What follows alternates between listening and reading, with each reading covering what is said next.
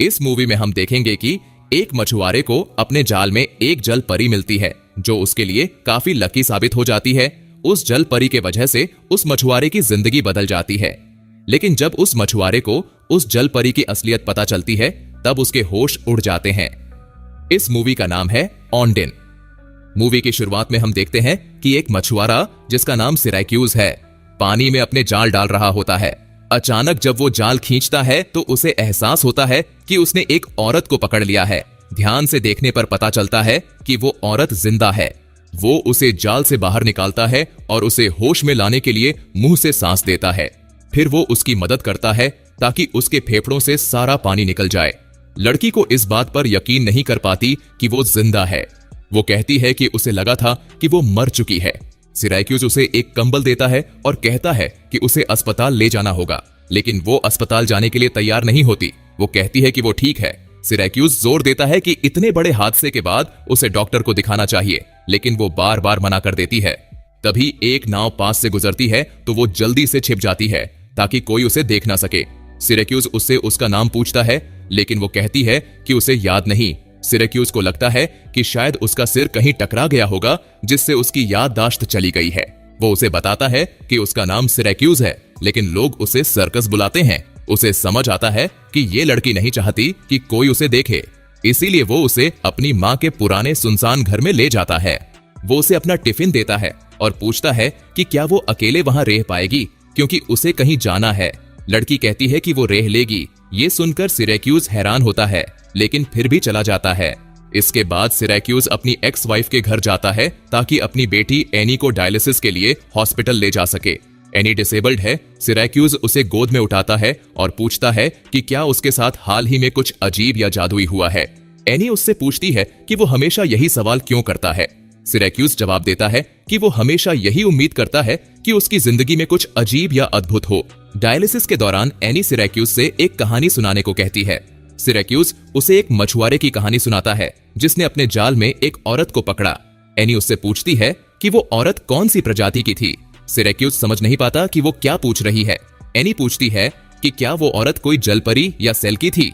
सिरैक्यूज जवाब देता है कि वो कह नहीं सकता। बाद में सिरैक्यूज एनी के लिए एक ऑटोमेटिक व्हील चेयर लेकर आता है ताकि वो खुद घूम सके। वो उसे घर छोड़ने जाता है जहां उसकी एक्स वाइफ बताती है कि एनी को किडनी ट्रांसप्लांट की जरूरत है, लेकिन डॉक्टर को अब तक कोई सही डोनर नहीं मिला है। इसके बाद सिरैक्यूज वापस उस रहस्यमयी औरत के पास जाता है और देखकर चौंक जाता है कि वो अब भी वही है। वो पूछती है कि उसे इतना आश्चर्य क्यों हो रहा है। सिरैक्यूज कहता है कि उसे लगा था कि शायद ये सब उसने बस सपना देखा था।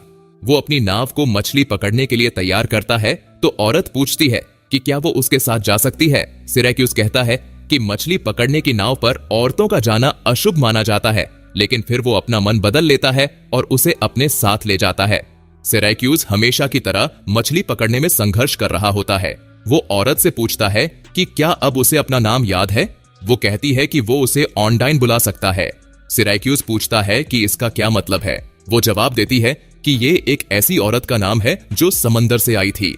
फिर वो एक अनजान भाषा में एक खूबसूरत गाना गाने लगती है। जैसे ही वो गाना गाती है, सिरैक्यूज अपना जाल खींचता है और देखता है कि इस बार उसने कुछ लॉबस्टर पकड़ लिए हैं। उसे ये अजीब लगता है। वो फिर से एक और जाल पानी में डालता है, लेकिन इस बार वो खाली निकलता है। फिर वो ऑनडाइन से गाने के लिए कहता है। जैसे ही वो गाना गाती है, वो जाल पानी में फेंकता है और जब निकालता है तो उसमें कई लॉबस्टर फंसे होते हैं। उसे समझ आता है कि वो उसके लिए लकी है। वो उसे लॉबस्टर के पंजे बांधना सिखाता है। वो पूछती है कि क्या उसे हमेशा इतने लॉबस्टर मिलते हैं। वो जवाब देता है कि ऐसा बहुत कम होता है। फिर सिरैक्यूज कहता है कि अब वो इन्हें बेचने शहर जाएंगे और ऑनडाइन को उसके गाने के बदले उसका हिस्सा मिलेगा। लेकिन वो कहती है कि वो उसके साथ नहीं जाएगी क्योंकि वो नहीं चाहती कि लोग उसे देखें। वो कहता है कि उसने तो उसे देखा है, लेकिन वो जवाब देती है कि सिर्फ वही उसे देख सकता है। सिरैक्यूज लॉबस्टर बेच देता है और मिले हुए पैसों से ऑनडाइन के लिए एक ड्रेस खरीदता है। फिर वो अपनी बेटी एनी से स्कूल में मिलता है और डायलिसिस के दौरान जो कहानी सुना रहा था उसे आगे बताता है। वो कहता है कि समंदर से आई रहस्यमयी औरत एक अजीब भाषा में गाना गाती है और उसकी आवाज से सारे लॉबस्टर उसके पास आ जाते हैं, जिससे मछुआरे को उन्हें पकड़ने में आसानी होती है। एनी कहती है कि वो जरूर एक सेल्की होगी, क्योंकि सेल्की वो जादुई जीव होते हैं जो आधे इंसान और आधे सील होते हैं। जब वो जमीन पर आते हैं तो अपनी सील की खाल उतार देते हैं। वो बताती है कि उसका गाना असल में समंदर के बाकी जीवों से बात करने का एक तरीका है। फिर वो पूछती है कि कहानी में मछुआरा कौन है। सिरैक्यूज कहता है कि वो खुद है, लेकिन उसने ये कहानी बस उसके लिए बनाई है। एनी को उसकी बात पर पूरा यकीन नहीं होता और वो उसका पीछा करती है। सिरैक्यूज अपनी माँ के घर पहुंचता है और देखता है कि ऑनडाइन उसकी माँ के पुराने जूते पहनने की कोशिश कर रही है, लेकिन उसे लेस बांधना नहीं आता, जो उसे थोड़ा अजीब लगता है। फिर वो उसे वो ड्रेस देता है जो उसने खरीदी थी और ऑनडाइन उसे शुक्रिया कहने के लिए उसे किस कर देती है। वो पूछता है कि वो कितने दिनों तक यहाँ रहेगी। ऑनडाइन कहती है कि ये उस पर निर्भर करता है। सिरैक्यूज जवाब देता है कि अगर ये उस पर है तो वो हमेशा के लिए रह सकती है। इस बीच एनी चुपचाप पूरी सिचुएशन को देख रही होती है। वो फैसला करती है कि वो सेल्की के बारे में पढ़ेगी ताकि समझ सके कि असल में क्या चल रहा है। सिरैक्यूज चर्च पहुंचता है कन्फेशन के लिए। वो फादर को बताता है कि वो एक शराबी था, लेकिन अब 2 साल से एक ड्रॉप तक नहीं पी है, जबकि उसकी एक्स वाइफ अब भी पीती है। वो चाहता है कि अपनी बेटी को उसकी कस्टडी से निकाल सके। वो फादर को ऑनडाइन के बारे में भी बताता है। फादर और सवाल करता है, लेकिन सिरैक्यूज ये नहीं बताता कि वो उसे कहां रख रहा है। दूसरी तरफ ऑनडाइन पानी में तैरने के लिए चली जाती है। जब वो पानी से बाहर आती है तो एनी वहीं खड़ी होती है। एनी कहती है कि उसे पता था उसके डैड ने ये कहानी खुद से नहीं बनाई और ऑनडाइन सच में एक सेल्की है। ऑनडाइन को समझ आता है कि एनी सिरैक्यूज की बेटी है। एनी ऑनडाइन से पूछती है कि क्या उसके पास जादुई ताकतें हैं और क्या वो उसे ठीक कर सकती है। ऑनडाइन पूछती है कि उसे क्या हुआ है तो एनी बताती है कि उसे किडनी फेलियर है। एनी नोटिस करती है कि ऑनडाइन ठंडी लग रही है और वो कहती है कि ऐसा इसलिए है क्योंकि सेल्की का असली घर पानी के अंदर होता है। ऑनडाइन कहती है कि उसे समझ नहीं आ रहा कि एनी क्या कह रही है, लेकिन एनी जवाब देती है कि उसने पूरी रिसर्च कर ली है, इसलिए दोनों को अब एक दूसरे से झूठ नहीं बोलना चाहिए। एनी बताती है कि सेल्की 7 साल तक जमीन पर रह सकती है, लेकिन इसके लिए उन्हें अपनी सील की खाल को जमीन में छुपाना पड़ता है और इस दौरान वो 7 आंसू बहाएंगी। अगर ऐसा होता है तो वो किसी इंसान के साथ खुशी पा सकती है। एनी वहां से जाने लगती है और ऑनडाइन उसे गले लगाती है और कहती है कि उसे फिर से मिलने का इंतजार रहेगा। एनी नोटिस करती है कि उसकी गाल गीली है, यानी ऑनडाइन ने पहले ही अपने 7 आंसुओं में से एक रो दिया है। इस बीच सिरैक्यूज लाइब्रेरी जाता है सेल्की पर किताबें लेने, लेकिन उसे पता चलता है कि एनी ने पहले ही सारी बुक्स इश्यू करवा ली हैं। सिरैक्यूज ऑनडाइन को फिर से मछलियां पकड़ने ले जाने का ऑफर देता है। ऑनडाइन कहती है कि वो तभी चलेगी जब सिरैक्यूज प्रॉमिस करेगा कि उसके अलावा कोई उसे नहीं देखेगा। सिरैक्यूज प्रॉमिस करता है। जब वो मछलियां पकड़ रहे होते हैं तो फिशिंग पेट्रोल की बोट पास से गुजरती है और ऑनडाइन छुप जाती है। ऑनडाइन फिर से गाना गाती है और सिरैक्यूज को ढेर सारी सैल्मन मछलियां मिलती हैं। फिशिंग पेट्रोल के लोग सिरैक्यूज की बोट पर चढ़ जाते हैं, ये देखने के लिए कि उसने इतनी सारी सैल्मन कैसे पकड़ ली। वे उसकी नेट को चेक करते हैं और तभी उनकी नजर ऑनडाइन पर पड़ती है, जो छुप रही थी। वो कहते हैं कि यहाँ एक लड़की है। सिरैक्यूज पूछता है कि क्या ये गैरकानूनी है, तो वो जवाब देते हैं कि नहीं, लेकिन ये थोड़ा अजीब जरूर है।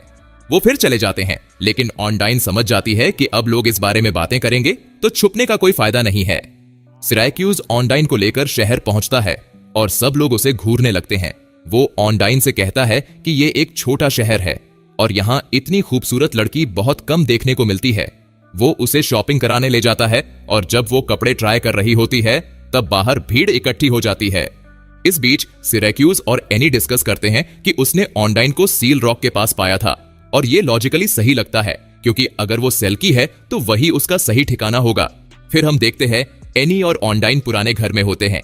जब एनी बताती है कि उसे तैरना नहीं आता, ऑनडाइन उसे सिखाने का फैसला करती है, लेकिन जब वो सिखा रही होती है तब उसे पानी में कुछ दिखता है। वो फौरन एनी को पानी से निकालती है और खुद अंदर जाकर उस चीज को उठाती है। एनी पूछती है कि क्या ये उसकी सील कोट यानी कि खाल है। ऑनडाइन तुरंत हाँ कह देती है। वो कहती है कि इसे जमीन में गाड़ देना चाहिए ताकि वो 7 साल तक जमीन पर रह सके। फिर एनी और ऑनडाइन मिलकर उस रहस्यमयी चीज को जमीन में दफना देते हैं और ऑनडाइन एनी से प्रॉमिस लेती है कि वो किसी को भी इसके बारे में नहीं बताएगी। इसके बाद एनी, ऑनडाइन और सिरैक्यूज समंदर किनारे जाते हैं। वहां एनी सिरैक्यूज को बताती है कि ऑनडाइन 7 साल तक किसी इंसान के साथ रह सकती है जब तक कि उसका सेल की पति उसे लेने ना आ जाए। वो ये भी बताती है कि सेल की विश भी पूरी कर सकते हैं। इसी दौरान एक आदमी शहर में आता है और किसी को ढूंढने लगता है। इसके बाद सिराक्यूज एनी को घर छोड़ता है और उसकी मां बताती है कि एक काले बालों वाला आदमी पूरे शहर में किसी को ढूंढ रहा है, लेकिन वो जिस नाम से पूछ रहा है वो ऑनडाइन का नाम नहीं है। सिराक्यूज और ऑनडाइन घर पहुंचते हैं और ऑनडाइन पूछती है कि लोग उसे सर्कस क्यों बुलाते हैं। सिराक्यूज बताता है कि पहले वो बहुत शराब पीता था और बेवकूफी भरी हरकतें करता था। ऑनडाइन पूछती है कि उसने शराब पीना क्यों छोड़ा। वो बताता है कि एक दिन जब वो घर आया तो उसने देखा कि एनी बेहोश पड़ी थी और उसकी मां नशे में धुत थी। उसे एहसास हुआ कि उनमें से किसी एक को तो सोबर रहना होगा ताकि एनी का ध्यान रखा जा सके, इसलिए उसने शराब छोड़ दी, लेकिन उसकी बीवी ने उसे घर से निकाल दिया। वो सिर्फ एक मामूली मछुआरा था, इसलिए सरकार ने एनी की कस्टडी उसकी मां को दे दी। इस दुख भरी कहानी के बाद दोनों के बीच नजदीकियां बढ़ती हैं और दोनों इंटीमेट हो जाते हैं। इसके बाद सिराक्यूज चर्च में फिर से कन्फेशन के लिए जाता है। वो फादर को बताता है कि ऑनडाइन उसके लिए लकी साबित हो रही है, लेकिन उसे चिंता है कि इसका अंजाम या तो बहुत अच्छा होगा या बहुत बुरा। चर्च के बाहर वही काले बालों वाला आदमी उसका इंतजार कर रहा होता है। वो सिराक्यूज से पूछता है कि उसने उस लड़की को क्या नाम दिया जिसे उसने समंदर से निकाला था। सिराक्यूज जवाब देने से मना कर देता है। इधर ऑनडाइन घर में सो रही होती है जब उसे बाहर हेडलाइट्स की रोशनी दिखती है। उसे समझ आ जाता है कि वो वही काले बालों वाला आदमी है और वो फौरन छुप जाती है। उधर सिराक्यूज एनी को उसकी डायलिसिस अपॉइंटमेंट से घर छोड़ने जाता है, लेकिन घर लॉक होता है। चाबियां उसके एक्स वाइफ के पास होती हैं, जो इस समय किसी बार में होती है। सिराक्यूज के पास कोई और ऑप्शन नहीं बचता, इसलिए उसे एनी को उसके पास ही छोड़ना पड़ता है, जबकि वो ऐसा बिल्कुल नहीं चाहता। सिराक्यूज घर पहुंचता है और देखता है कि पूरा घर बर्बाद हो चुका है। वो फौरन ऑनडाइन के लिए परेशान हो जाता है और उसे ढूंढने निकलता है। उसे ऑनडाइन छुपी हुई मिलती है और वो पूछता है कि क्या हुआ। ऑनडाइन बताती है कि वही सेल की पति आ गया है जिसके बारे में एनी ने बताया था और वो उसे वापस ले जाने के लिए आया है।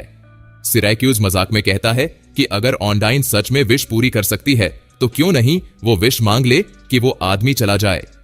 इसके बजाय ऑनडाइन विश मांगती है कि एनी अब बीमार ना रहे। सिराक्यूज भी एक विश मांगता है कि ऑनडाइन हमेशा उसके साथ रहे।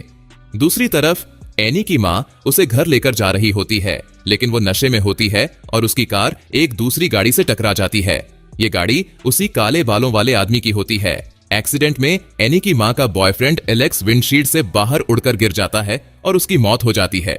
सिराक्यूज और ऑनडाइन एक्सीडेंट की जगह पहुंचते हैं और सिराक्यूज भागकर अपनी बेटी को देखने जाता है। हॉस्पिटल में डॉक्टर बताता है कि एलेक्स के पास डोनर कार्ड था और हैरानी की बात यह है कि वो एनी के लिए टिश्यू मैच भी है। इस वजह से वे किडनी ट्रांसप्लांट करवाने का फैसला करते हैं। इस बीच ऑनडाइन की मुलाकात उस काले बालों वाले आदमी से होती है और बातचीत से पता चलता है कि दोनों किसी गैर कानूनी काम में फंसे हुए हैं। सिराक्यूज एलेक्स के फ्यूनरल में जाता है, जहां उसकी एक्स वाइफ कहती है कि उसे एलेक्स की याद में एक ड्रिंक लेनी चाहिए। सिराक्यूज मना करता है, लेकिन फिर भी लालच में आकर पी लेता है। फिर उसकी एक्स वाइफ कहती है कि जब तक वो व्हील चेयर में है एनी सिराक्यूज के पास रह सकती है, लेकिन उसे ऑनडाइन को छोड़ना होगा। सिराक्यूज एक पूरी बोतल शराब पी जाता है। नशे में धुत होकर वो ऑनडाइन को बोट पर ले जाता है और उसे सील रॉक पर छोड़ देता है। वो कहता है कि वो बस एक और ड्रिंक लेने बोट पर जा रहा है, लेकिन असल में वो उसे वहीं छोड़ने का प्लान बना रहा होता है। ऑनडाइन कहती है कि उसे कम से कम एनी से अलविदा कहने का मौका तो मिलना चाहिए, लेकिन सिराक्यूज उसकी नहीं सुनता। वो कहता है कि उनकी दुनिया अलग अलग है और ऑनडाइन को यहीं रहना चाहिए। अगली सुबह सिराक्यूज एनी को हॉस्पिटल से घर लाने जाता है। एनी पूछती है कि ऑनडाइन कहाँ है, तो सिराक्यूज बताता है कि उसका सेल की पति उसे ले गया। एनी कहती है कि ऑनडाइन जरूर वापस आएगी क्योंकि उसकी एक चीज अभी भी यही है। सिराक्यूज पूछता है कि वो किस चीज की बात कर रही है, लेकिन एनी कुछ नहीं बताती। बाद में एनी टीवी देख रही होती है जब एक चैनल पर एक बैंड का लाइव कॉन्सर्ट आ रहा होता है। सिराक्यूज गाने को पहचान लेता है। ये वही गाना था जो ऑनडाइन ने उसकी बोट पर गाया था। तभी उसे समझ आता है कि अगर ये गाना असली है तो इसका मतलब ऑनडाइन भी असली इंसान है, कोई सेल की नहीं। वो तुरंत उसे ढूंढने के लिए निकलता है और सील रॉक पहुंच जाता है। सिराक्यूज ऑनडाइन को ढूंढ लेता है और उससे सच बताने को कहता है। ऑनडाइन बताती है कि उसका असली नाम जोआना है और वो रोमानिया से है। असल में वो और काले बालों वाला आदमी व्लादिक ड्रग स्मगलिंग में फंसे हुए थे। जब उन्हें आयरिश कोस्ट गार्ड ने पकड़ लिया तो व्लादिक ने उसे जबरदस्ती ड्रग्स लेकर समंदर में कूदने को कहा। वो बहुत अच्छी स्विमर थी, लेकिन आयरिश लहरों ने उसे डुबा दिया।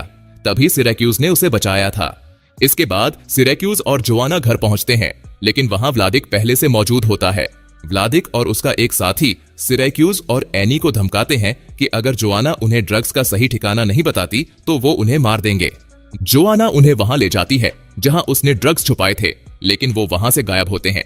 तभी एनी बताती है कि उसने सील कोट यानी वो पैकेज हटा दिया था, क्योंकि वो नहीं चाहती थी कि कोई उसे ढूंढ ले, क्योंकि तब ऑनडाइन यानी जोआना को यहां से जाना पड़ता। जोआना वादा करती है कि अगर एनी उसे सही जगह बता दे तो वो हमेशा यहीं रहेगी। एनी बताती है कि उसने उसे लॉबस्टर पॉट में छुपाया था। सभी बोट पर जाते हैं और जैसे ही व्लादिक लॉबस्टर पॉट निकालता है, जोआना चालाकी से रस्सी खींचकर व्लादिक और उसके साथी को पानी में गिरा देती है। वो दोनों तैरना नहीं जानते और डूबकर मर जाते हैं। बाद में पुलिस आती है और जोआना को हिरासत में ले लेती है, जबकि सिरैक्यूज और एनी घर चले जाते हैं। इसके बाद सिरैक्यूज फिर से चर्च में कन्फेशन करने जाता है।